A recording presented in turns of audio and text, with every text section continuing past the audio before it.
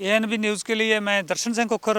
हम बात करेंगे जो अमेरिका से जो एक जहाज़ आया, डोंकी लगाने वाले जो वहाँ गए थे उनको छोड़ने के लिए, उन पे बेड़ियाँ भी लगाएगी, हथकड़ियाँ भी लगाएगी।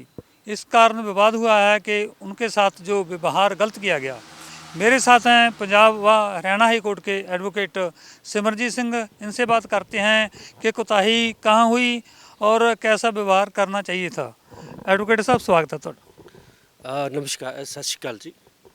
एक कंट्रोवर्सी चल रही है कि हथकड़ियाँ और बेड़ियाँ नहीं लगानी चाहिए थी अमेरिका वाले को, फौज का जो जहाज़ आया। आपका क्या कहना है इस मसले को लेकर? देखो, जो फीटर्स है, मतलब अंग्रेज़ी में हम बोलते हैं फीटर्स। जो हिंदुस्तान का कानून है उसमें एक लैंडमार्क जजमेंट है सुप्रीम कोर्ट की, जो कहती है कि आप किसी भी कॉस्ट पे किसी भी कैदी के पैरों में बेड़ियाँ फीटर्स नहीं डाल सकते। तो जैसे यूएस में इशू हुआ है, वैसे तो यूएस जो लॉज हैं प्रो ह्यूमन मतलब जो ह्यूमन राइट्स की वो रिस्पेक्ट भी करते हैं। जब से जो लोग डिपोर्ट किए गए हैं, जो वहीं पे इलीगल मीन्स के ज़रिए वहीं पे चले गए थे, तो जब वहीं पे लैंड किया है तो मतलब ये फर्स्ट टाइम हाईलाइट हुआ कि उनको फीटर्स भी लगाई गई और हैंड कफिंग भी की गई। उस पर कंट्रोवर्सी हुई है। मेरा ये ओपिनियन है कि जब ट्रंप ने प्रेसिडेंट बनने से पहले ही डिक्लेयर कर दिया था कि मैंने अपने स्टेट में यूएस में जो इलीगल माइग्रेशन है वो रोकूंगा, जो लीगल है उनके राइट्स प्रोटेक्ट करेंगे। जब एक पॉलिसी डिक्लेयर होगी, जब ट्रंप ने प्रेसिडेंट ने सभी स्टेट्स को इंक्लूडिंग हिंदुस्तान सभी को बोल दिया कि अपने अपने ये आपकी लिस्ट है, आप अपने बंदे लेके जाओ। तो यहीं पे ये था कि जो इंडियन फॉरेन मिनिस्टर था, क्योंकि फॉरेन मिनिस्टर का काम है कि जो भी फॉरेन में आपका कोई भी इंडियन सिटीज़न है उसको प्रोटेक्ट करना है। इनको चाहिए था कि ये जो फॉरेन डिपार्टमेंट है यूएस का, उसके साथ कम्युनिकेशन करते, तो जो लोग इंडियन फंसे हुए हैं उनको मतलब ये अपना जहाज़ दे के लेके आते, तो जो इनका जहाज़ है उन पे इनका ही इंडियन स्टेट का ही लॉ लागू होना था। फिर वो फीटर्स और हैंड कफिंग लगाने की ज़रूरत नहीं थी। मेरे को लगता है कि यहीं पे ही कम्युनिकेशन गैप रह गया है। इंडिया वाले लोग ये भी कह रहे हैं कि सही है हथकड़ियाँ लगाना, बेड़ियाँ लगाना, क्योंकि जहाज वालों को जो आर्मी का जहाज था, खतरा था कि उनको किडनैप ना कर लिया जाए, कोई हल्ला गुल्ला ना हो जाए, इसलिए सही किया जो अमेरिका की आर्मी है उसने। देखो, मतलब जो प्रीवियस लॉ था, मतलब सुप्रीम कोर्ट ने भी बोला कि हैंड कफिंग फीटर्स आप नहीं लगा सकते, लेकिन अब जो नया लॉ अमेंड हुआ है, जो नए लॉ आए हैं हिंदुस्तान में, जो आईपीसी सीआरपीसी के इन्होंने बदल लेके आए हैं, उसमें इन्होंने डिक्लेयर कर दिया है कि आप फीटर्स भी लगा सकते हो, आप हैंड कफिंग भी लगा सकते हो। ये जो हमारा हिंदुस्तान का लॉ ऑफ द लैंड है वहीं पे भी प्रोविज़न है। पर अमेरिका वाले जब दूसरे मुल्कों से अपने बसिंदों को लाते हैं जहाँ आपके देश में, तो अच्छा विवेक व्यवहार करते हैं।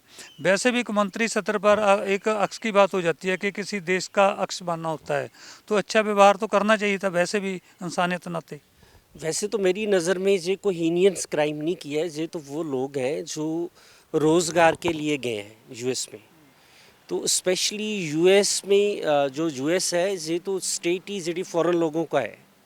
जो लोकल नेटिव्स हैं यूएस के वो तो है नहीं। जी तो यूरोपियन लोग इधर साउथ एशियन लोगों ने जाके यूएस को बिल्ड किया है। स्पेशली जो पंजाब के लोग हैं, पंजाब के लोग चले गए थे अराउंड 1890 के आसपास यूएस में। तो वहीं पे मतलब ये सभी पब्लिक है कि जो पंजाब के लोग हैं उनकी बहुत बड़ी कंट्रीब्यूशन है यूएस में। जब भी उनके कोई भी प्रॉब्लम आती है यूएस में, तो पंजाब के लोगों ने फ्रंट पे वहीं पे लंगर भी लगाए हैं और स्टेट को सपोर्ट भी किया है। सो मेरे को लगता है कि मतलब ये यूएस जैसे इस केस में यूएन को भी देखना चाहिए था कि ये लोग जो है ये विक्टिम है, ये क्रिमिनल्स तो है नहीं, ये तो काम करने गए हैं, तो जनरली लोग क्रॉस करते हैं। सो ऐसा जो एटीट्यूड है, इस किस्म का व्यवहार है, वो मतलब कंडेम करना चाहिए। एडवोकेट साहब, अब उन पर पर्चे दर्ज किए जाने लगे हैं जो ट्रैवल एजेंट हैं, जिन्होंने डोंकी लगाकर इन लोगों को भेजा था। पहले सरकार सुती रही, पहले भी चाहिए था कि जो ट्रैवल एजेंट हैं गलत, उनसे नकेल कसते। आपका क्या कहना कि ये सही किया जा रहा है, जबकि थोड़ा देरी तो हो गई लेकिन अच्छा कदम उठाने लगे हैं सरकार वाले? ऑलरेडी पंजाब में तो ट्रैवल एजेंट्स का एक्ट बना हुआ है, मतलब problem one sided travel agent के खिलाफ नहीं चलना चाहिए। जो लोग इलीगल मीन से जाना चाहते हैं उनको किसी ने ज़बरदस्ती तो लोड किया नहीं, उन्होंने पैसे दे के वॉलंटरली गए हैं ना, किसी के साथ धोखा नहीं हुआ है।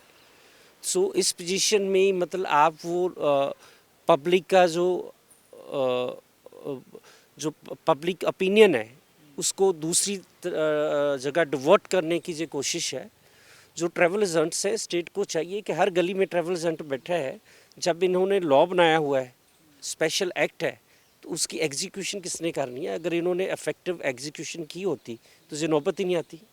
सरकार की किरकिरी हो रही है, आपको लगता है कि जो सारा जो सिलसिला चला 3-4 दिन से? दूसरी बात, अमृतसर को चुना गया है, इस पे भी कंट्रोवर्सी है कि पंजाब को बदनाम करने की कोशिश की गई है और स्टेटों के हैं या फिर दिल्ली में उतारते। इसमें क्या आपको नज़र आ रहा है कि गैप क्यों रखा गया, जहाँ अमृतसर ही क्यों चुना गया? नहीं, ऐसा नहीं होना चाहिए। अमृतसर ठीक है क्योंकि अमृतसर सारे पंजाब के सेंटर पॉइंट है। अगर किसी ने बठिंडे जाना वो भी 2-3 घंटे का रास्ता है। आपके तो 30 बंदे हैं ना 104 में से, और हरियाणा के हैं, महाराष्ट्र के हैं, यूपी के हैं, बिहार के हैं, सभी स्टेटों के हैं। वो तो जो भी इनको ऑफिशियल जो भी है इनकी कन्वीनियंस है वो हो सकती है। जब बंदे लैंड कर गए वो प्रॉब्लम नहीं है।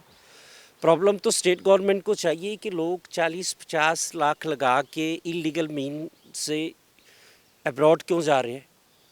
स्टेट ने यहीं पे एम्प्लॉयमेंट के मौके क्यों जनरेट नहीं कर रहे कि लोग पैसे भी लगा रहे हैं, रिस्क भी ले रहे हैं। अगर वही ऑप्शन यहीं पे होती तो फिर मेरे को लगता लोग बाहर नहीं जाने की ज़रूरत नहीं है। एक ये भी कहा जा रहा है कि 18,000 जो भारतीय हैं उनको चुना है भेजने के लिए वापस। जो आगे से ऐसा ना हो, हथकड़ियाँ ना लगें, बेड़ियाँ ना लगें, और क्या क्या रास्ता अख्तियार करना चाहिए जो सही तरीके से उनको जहाँ लाया जाए?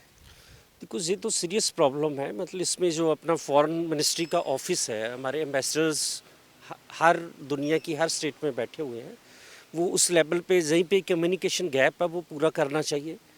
तो इनमें कोई भी हीनियंस क्राइम तो कमिट करके आया नहीं है। सो इनके प्रति एटीट्यूड है वो लिबरल होना चाहिए। कि साहब, जो बंदा 50 लाख लगा रहा है, 40 लाख लगा रहा है, एक फैमिली ने 1 करोड़ भी लगाया, वो तो वहीं कोई अपना काम कर सकता है। फिर विदेश भेजने की होड़ क्यों लगी हुई है? सिलसिला ये क्यों इतना ज़्यादा है? देखो सिलसिला ये है कि पंजाब में कोई इंडस्ट्रियल पॉलिसी नहीं है स्टेट की। मतलब सबसे पहले तो हिली स्टेट्स जम्मू कश्मीर, हिमाचल, उत्तरांचल साथ में होने के कारण वहीं पे स्पेशल सब्सिडीज़ हैं वहीं पे।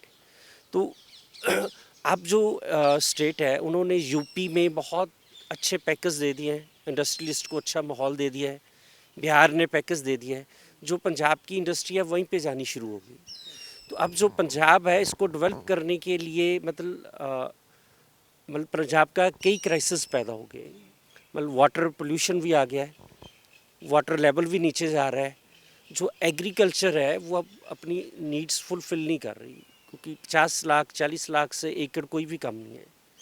तो इस पोजीशन में पंजाब को एक अच्छी इंडस्ट्रियल पॉलिसी लेके आनी चाहिए जिसमें लोगों को रोज़गार भी मिले और जो पंजाब का पैसा है पंजाब में इन्वेस्ट हो, बाहर ना जाए। ये थे एडवोकेट सिमरजीत सिंह, जिन्होंने साफ कहा कि जो अमेरिका में जो डोंकी लगा कर गए हैं उन्होंने इतना ज़्यादा जुर्म भी नहीं किया कि उसके साथ गलत व्यवहार किया जाए। जो भी आगे से वहाँ से लोग आएंगे उनके लिए भारत सरकार को चाहिए कि अपने विमान बेचकर उनको जहाँ लाया जाए, ताकि ऐसा ना हो कि बार बार ऐसे विवाद फिर शुरू हो जाएं। कैमरामैन मनदीप के साथ दर्शन सिंह कोकर, चंडीगढ़।